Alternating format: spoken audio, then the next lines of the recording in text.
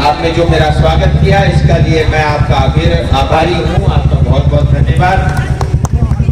मैं चाहता हूँ मैं ऐसा ही सिलीगुड़ी देखूं जो मैं इस क्षेत्र में देख रहा हूँ।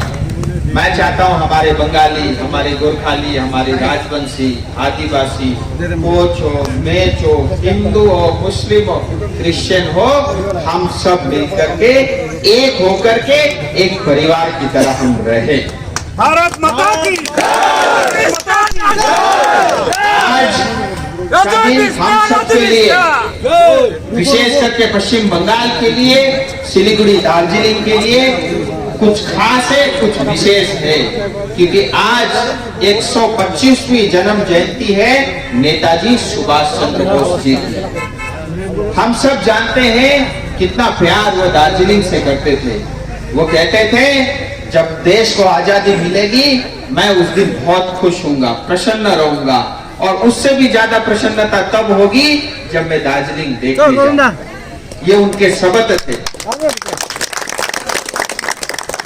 तो इस पवित्र दिन पर जो भारत सरकार ने ये निर्णय लिया है कि आने वाले समय में नेताजी सुभाष चंद्र बोस जी की जन्म जयंती को हम भारत में पराक्रम दिवस के रूप में मनाएंगे, क्योंकि उनकी जो शब्द थे, उनके जो वाक्य थे, एक एक शब्द हमको ताकत देती है, हमको प्रेरणा देती है। हम सब युवाओं के लिए जब वो खड़े होकर कहते थे कि तुम मुझे खून दो मैं तुम्हें आजादी दूंगा, तो हम सब के रोंगटे आज भी खड़े उठते हैं। उन शब्दों के कारण बहुत कठिनाइयों में भी डटकर खड़े रहने की जो शक्ति है वो हमें नेताजी सुभाष चंद्र बोस जी से मिली है। और आज के इस पवित्र दिन में उत्सव वाले माहौल के अंदर में इस कार्यालय का उद्घाटन भी हो रहा है। मैं राजू सिंह जी और उनके सभी कार्यकर्ता, सब भाई और बहनों को भी बहुत सारी शुभकामनाएं देता हूं। मैं चाहता हूं आज के इस शुभ अवसर पे जो ये कार्यालय बना है ये आने वाले समय में विराट रूप ले, और जिस तरह से इस देश के अंदर में परिवर्तन करने के लिए, पश्चिम बंगाल को परिवर्तन करने के लिए भारतीय जनता पार्टी की सेना और उनके नेता, उनके कार्यकर्ता जिस तन मन धन के साथ लगे हैं, मैं चाहता हूं उसमें बहुत बड़ी भागीदारी इस क्षेत्र का हो, फुलबाड़ी डाकग्राम क्षेत्र का हो, और इस कार्यालय का उसके अंदर में बहुत बड़ा योगदान हो। मेरी ऐसी शुभकामनाएं हैं। हम सब जानते हैं पश्चिम बंगाल में जो सरकार चल रही है, माँ, माटी और मानुष के नाम से ये सरकार बनी थी। हम सबको बहुत उम्मीदें थी, क्योंकि मुख्यमंत्री एक महिला थी। हमें ये था कि शायद महिला के अंदर में ज्यादा करुणा होगी, ज्यादा ममता होगी, लेकिन वैसा नहीं हुआ। आज पूरे पश्चिम बंगाल की जनता इस सरकार से और हमारे मुख्यमंत्री जी से निराश है और उनसे अपने आप को ठगा हुआ महसूस करता है। आज देखिए, ना तो हमारी माताएं सुरक्षित हैं, हमें ये जानकारी में होना चाहिए।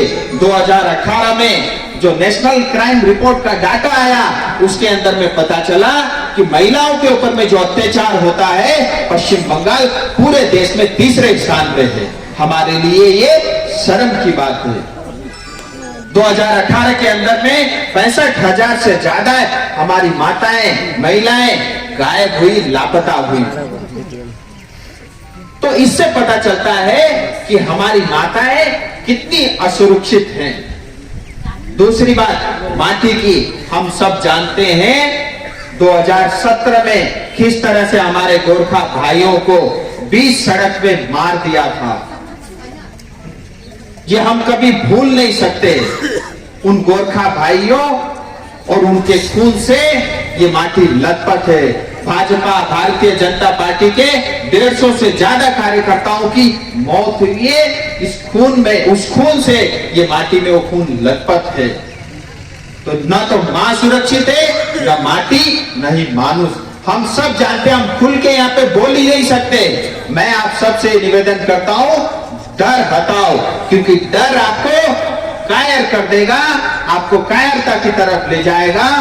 और जब आप डर के जियोगे, आप अपने लिए और आने वाले पीढ़ी के लिए आप बहुत बड़ा खड्डा और मुसीबत आप स्वयं खड़े कर रहे हो।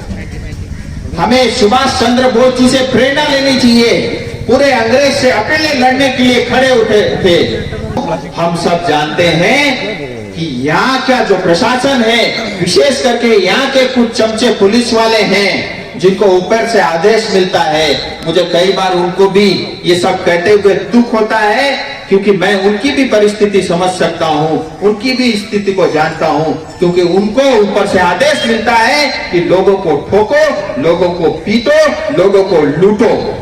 और विशेष करके दूसरे विरोधी दल, चाहे वो सीपीएम हो, कांग्रेस हो, बीजेपी के लोगों को मारो पीटो, उनको कार्यक्रम करने मत दो, ऐसा आदेश ऊपर से मिलता है। और यहाँ की जो पुलिस का जो अत्याचार है और यहाँ के जो टीएमसी के कार्यकर्ताओं को जो अत्याचार है, उससे यहाँ का मानुष अपने आप को डरा हुआ महसूस करता है।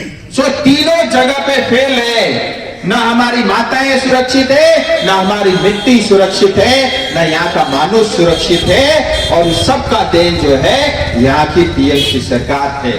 समय आ गया है भाइयों, हमारे अपने भविष्य के लिए, आने वाली पीढ़ी के लिए, हमारे बच्चों के लिए, भारत देश के लिए, पश्चिम बंगाल के लिए हमें इस सरकार को उखाड़ के फेंकना होगा।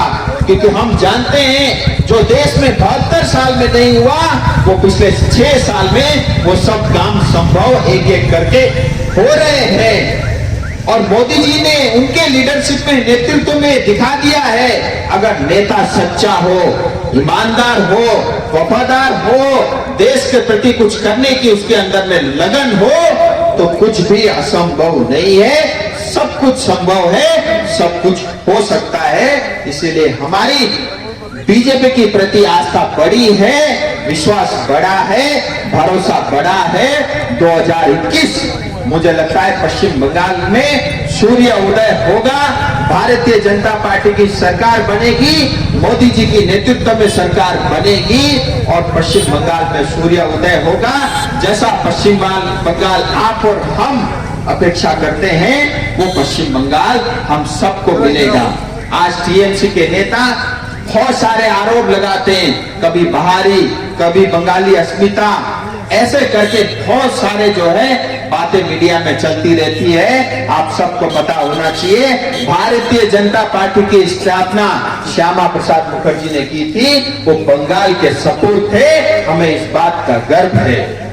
और जो टीएमसी के नेता हमको जो बाहरी कहते हैं, आप सबको जानकारी में होगा, ये प्रशांत किशोर जी, जिसको शॉर्ट फॉर्म में पीके कहते हैं, ये क्या ईडन गार्डन में पैदा हुए थे?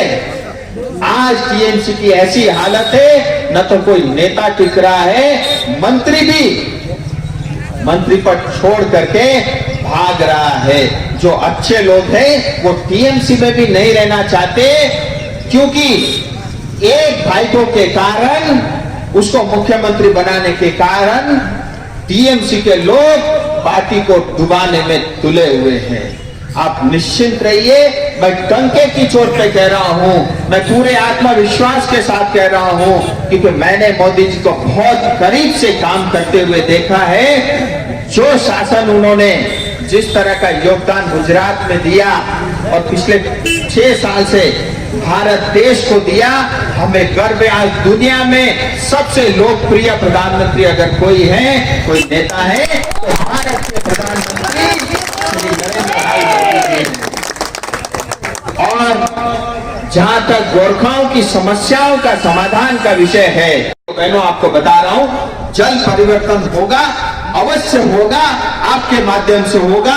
आपकी कृपा और आपका जो प्यार आप मुझे इसी तरह देते रहिए।